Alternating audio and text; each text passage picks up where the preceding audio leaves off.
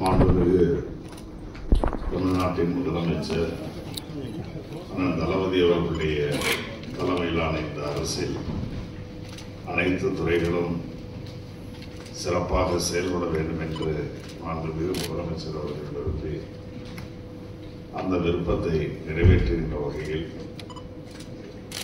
அனைத்து துறைகளுக்கும் செயல் திட்டங்களை தந்து அதை இன்றைக்கு செயல்படுத்திய காரணத்தால் தமிழகம் இந்தியாவில் ஒரு தலை சிறந்த மாநிலமாக நிர்வாக திறமைமிக்க முதலமைச்சரின் கீழ் இயங்குகின்ற ஒரு மாநிலமாக இன்றைக்கு போற்றப்படுகிறது. மாண்புமிகு முதலமைச்சர் அவர்களை பொறுத்தவரையில் இந்திய துணைக்கண்டத்தில் இருக்கக்கூடிய அனைத்து மாநில முதலமைச்சர்களிலும் நம்பர் 1 முதலமைச்சர் என்று பாராட்டப்படுகின்ற முதலமைச்சராக அவர் இருக்கிறார்.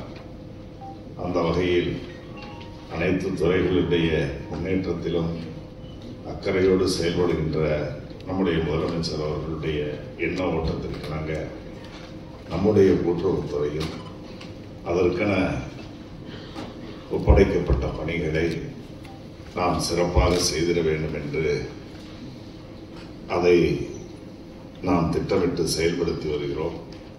அந்த வகையில் நம்முடைய துறையின் பணிகள் அதனுடைய பயணம் எந்த வகையில் சென்று கொண்டிருக்கிறது என்பதை நமக்கு நாமே இடை போட்டு பார்க்கின்ற ஒரு ஆய்வு கூட்டம்தான் இந்த கூட்டம். அந்த வகையில் இன்று ஏற்பாடு செய்யப்பட்டு பிரம்மாண்டமாக முறையில் நடைபெறுகின்ற இதுவரை இட நெருக்கடிகள் நிறைந்த இடங்களில் தான் இந்த கூட்டங்களை நடத்தி பார்த்திருக்கிறோம். ஆக இப்பொழுது விரிந்து பறந்த பகுதியில் நாம் இந்த ஆய்வு கூட்டத்தை ஏற்பாடு செய்து அதிலே கலந்து கொண்டு சிறப்பித்திருக்கக்கூடிய துறையை வழிநடத்தி செல்லக்கூடிய கூட்டுறவு உணவு மற்றும் நுகர்வோர் பாதுகாப்பு துறையின் கூடுதல் தலைமைச் செயலாளர் டாக்டர் கே கோபால் IAS அவர்களே, கூட்டுறவு சங்கங்களின் பதிவாளர் டாக்டர் N சுப்பையன் IAS அவர்களே, சிறப்பு பணி அலுவலர் திரு சிவனருள் IAS அவர்களே, இதர கூடுதல் பதிவாளர்களே, மண்டல இணை பதிவாளர்களே, மாவட்ட மத்திய கூட்டுறவு வங்கியின் செயலாட்சியர்கள் மற்றும் நிர்வாக இயக்குநர்களே, மாவட்ட மொத்த விற்பனை பண்டக சாலையின் மேலாண்மை இயக்குநர்களே, கூட்டுறவு விற்பனை சங்க மேலாண்மை இயக்குநர்களே, உங்கள் அனைவருக்கும் என்னுடைய அன்பான வணக்கங்களை நான் உரித்தாக்கிக் கொள்கிறேன். குறிப்பாக நான் என்னுடைய பேச்சின் தொடக்கத்தில் குறிப்பிட்டு சொன்னதைப் போல முதலமைச்சர் அவர்களை கலந்து ஆலோசித்து அவர்களுடைய ஒப்புதலோடு நம்முடைய துறையின் திட்டங்களை செயல்படுத்தி வருகிறோம்.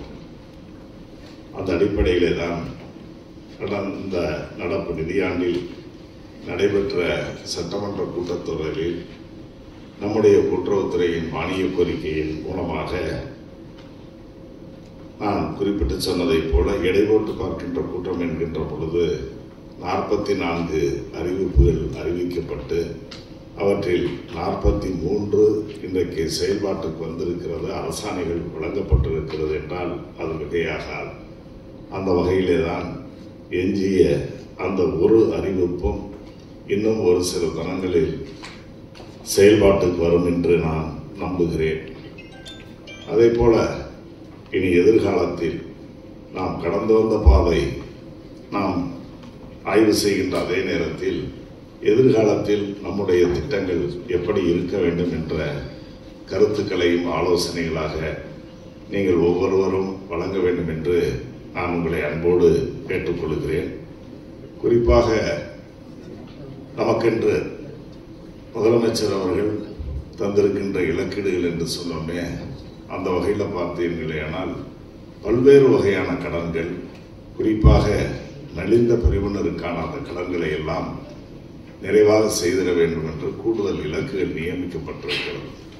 அந்த வகையில் ஒவ்வொரு தலைப்புகளிலும் அது பயிர்க்கடனாக இருந்தாலும் நகைக்கடனாக இருந்தாலும் விதவை பெண்களுக்கான உதவிகளாக இருந்தாலும் கால்நடைகளுக்கான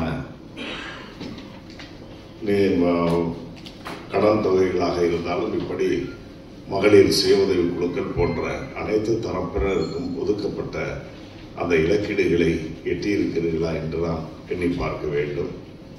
அதே போல சமீபத்திலே கூட பல்வேறு பணிகள், குறிப்பாக வெள்ளம் பாதித்த பகுதிகளிலும் பெருமழை பெய்த காரணத்தினாலும் பல்வேறு இழப்புகளை பொதுமக்கள், குறிப்பாக சென்னை, செங்கல்பட்டு, காஞ்சிபுரம் மற்றும் திருவள்ளூர், அதே போல தென் மாவட்டங்களில் நெல்லை, தூத்துக்குடி, கன்னியாகுமரி போன்ற மாவட்டங்களும் அந்த பாதிப்புகளுக்கானது.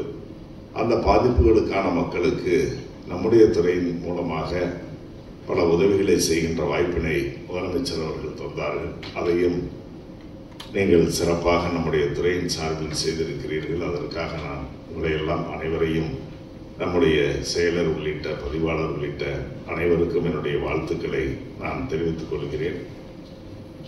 அதாவது பொதுமக்களோடு நெருங்கிய தொடர்புடைய அன்றாட வாழ்க்கையில் பொதுமக்களை சந்திக்கின்ற ஒரு துறையாக நம்முடைய துறை இருக்கிறது என்பது மட்டுமல்ல, இன்னும் சொல்ல போனால் பிற துறைகளோடு ஒப்பிடுகின்ற பொழுது மக்களால் தேர்ந்தெடுக்கப்பட்ட பிரதிநிதிகளை கொண்ட துறைகளான ஊரக வளர்ச்சித்துறை, நகர்ப்புற வளர்ச்சித்துறை என்ற அந்த துறைகளோடு இந்த துறையும் மக்கள் பிரதிநிதிகள் தேர்ந்தெடுக்கப்பட்டு நிர்வாகம் நடைபெற்று வருகின்ற ஒரு துறை. ஆக அலுவலர்களும் அதை போல மக்கள் பிரதிநிதிகளும் இணைந்து செயல்படுகின்ற துறை என்ற காரணத்தால் இரு தரப்பினருக்கும் ஒத்த கருத்துக்களை கொண்ட நிர்வாகத்தை நம்முடைய மாவட்ட அளவிலான அலுவலர்கள் செய்து அதை முறையாக பயணிக்க வேண்டும் என்று நான் கேட்டுக்கொள்கிறேன்.